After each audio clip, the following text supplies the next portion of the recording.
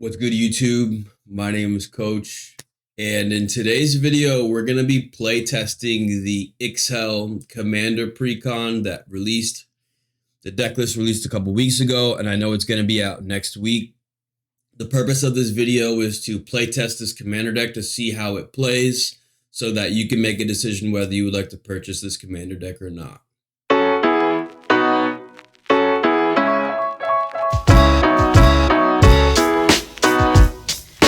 Huge shout out to everyone that's subscribed to the channel. I genuinely appreciate it. Keep in mind that if you are not subscribed to the channel, you can subscribe to the channel. And if you do, it's just a very quick way to say thank you to me for making these videos. So we have reviewed this commander deck on the channel. I did say that this Precon was the worst Precon I've ever reviewed. And when I say that, I'm talking specifically to the people who are looking to buy this commander deck and never upgrade it. If you are someone that is going to buy this and upgrade it, this will be a great commander deck. This will be a great purchase for you. Keep that in mind. But the thing is that if you don't upgrade this commander deck, poison counter strategies is an arch enemy type strategy. So arch enemy is a format where it's 3 players versus 1 player. And in my experience over the many years of playing poison counter type decks, poison counter strategies take all of the attention of your opponent and it focuses all of it on you. So essentially this deck here, in my experience, needs to have the ability to be able to deal with playing against 3 players versus 1. There are cards that exist like Toxtrol, Coma, AC that do a really good job of playing in this arch enemy strategy where you get so much board state control that you can handle 3 players versus 1. In my review, I didn't think this deck had enough to be able to do that, but I might be wrong. We're gonna play test this right now and we're gonna see how this works. So I'm just gonna go ahead and restart this to draw a random hand and we'll see what we get. So we're just gonna go ahead and play this hand. We have 1, 2 lands, a creature that taps for mana, another thing that taps for mana. So we're gonna go ahead and we'll play this. So we're gonna draw for turn. Okay, we're gonna get down our swamp. We'll tap the swamp and we'll get down Skull Dweller. Now, keep in mind that if you're someone that's new or even an experienced player, what we're gonna imagine right now is we're gonna count how quickly we can get 1 person to 10 poison counters, because that's how you want to play Infect, is by just focusing 1 person out of the game as quickly as possible. So we're gonna go ahead and get this Skull Dweller on the board. We're gonna pass the turn. Draw into a Plague Stinger. The only land we can get on the board is this Path of Ancestry, so this is gonna enter tapped. And then we're gonna go ahead and attack 1 person with the Skull Dweller. Now that's 1 poison counter on somebody right now, because what if there's more than likely a chance that somebody's not playing a creature on that turn 1. So we're gonna go ahead and pass. We draw into a not land. So we're gonna go ahead and tap these 2 lands. We'll get down the Plague Mirror, which next turn can tap for a mana, so we can play more mana dorks. I think in this scenario, what we do right now is we could attack another person with a Skull Dweller, but I think the correct strategy is to just attack the same person again. We could put a counter on another player just so that we can play Ixhel at some point and be able to exile more cards to play around the corrupted strategy. I just look at it where it's like I make 1 person mad or I make 2 people mad, by giving them a poison counter. That's, in my experience, unfortunately, I wish it wasn't like that, but that's just how it is sometimes. So we're gonna go ahead and say that we hit 1 person again. So 1 person has 2 poison counters. So we're gonna pass the turn. We get our land. let's say that they played a creature, so we can't just ping them with this anymore, unfortunately. And let's just take this opportunity. We have 1, 2, 3, 4 mana. Let's get the Plague Stinger. I mean, I could go 1, 2, 3, play a Commander Sphere, and then 1, 2, and then play the Plague Stinger. Okay, and now I think that if anybody has removal, somebody removes this and this goes to my graveyard. In my experience, that's what should happen here. Let's just imagine that it doesn't happen, nobody has removal. The 3 players we're playing against don't have removal. So then we're just gonna go ahead and pass the turn. So now because we have, see, we're talking about removal, I'm telling you, this is just a sign. Do you see this, guys? This means that somebody destroyed one of our creatures. That's exactly what that means. So we're in a situation where we have 1, 2, 3, 4, 5 mana. Unfortunately, we didn't draw into another land because we could have played the Grafted Exoskeleton this turn and really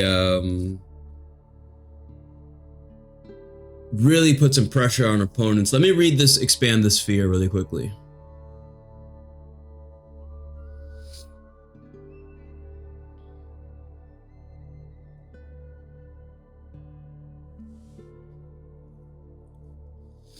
Okay, I think in this situation right here, we're gonna play expand the sphere.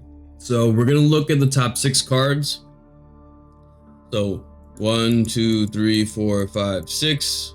We find 1 land. So 1 land goes onto the battlefield tapped. And then we proliferate equal to the difference of lands that we have not played. So we needed 2, we didn't play 1, so that opponent that had 2 poison counters now has 3. And then all these cards are gonna move to the bottom of the library. So bye, and bye. Okay, so now what we're gonna do is we get 1 land out of that. That card is, I would take that card out of the deck.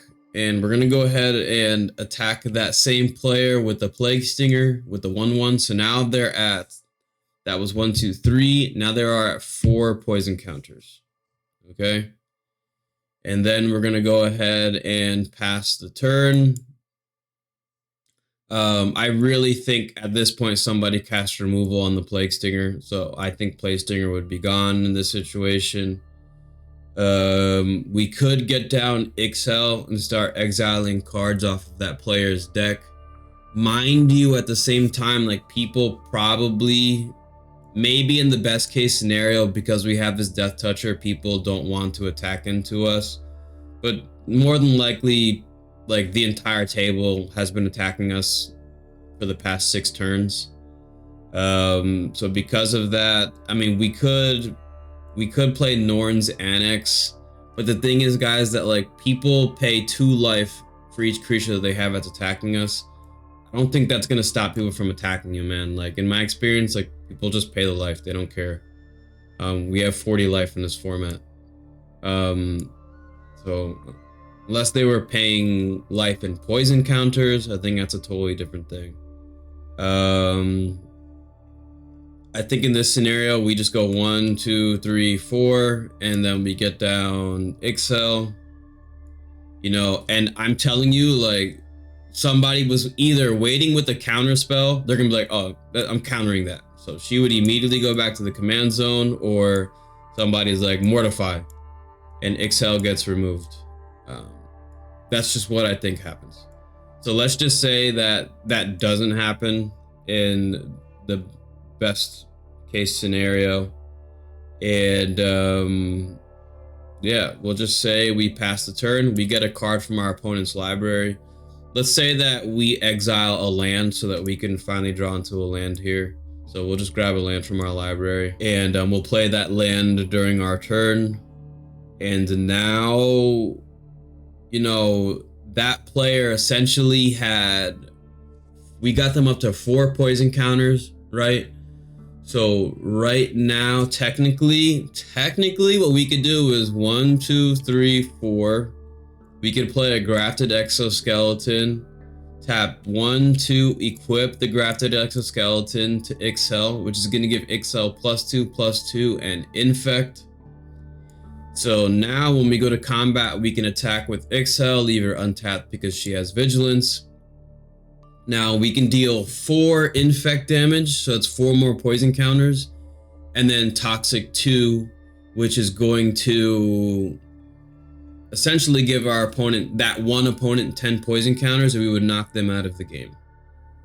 So it took us 7 turns to knock one person, one imaginary player, right, with removal when we want them to have removal. It took us 7 turns to knock them out of the game, which honestly is actually pretty good. Like, you know, in the scenario where we drew into the cards early on that gave everyone poison counters, so that when we were proliferating, we were slowly bringing up everyone's poison counters. I think that, you know, if we're left in a place after this where each other player is at, you know, let's say each other player right now in this scenario is at 2 or 3 poison counters in this scenario, I could play, you know, a Canker Bloom, sacrifices to proliferate. I could play this, which is going to cause proliferate.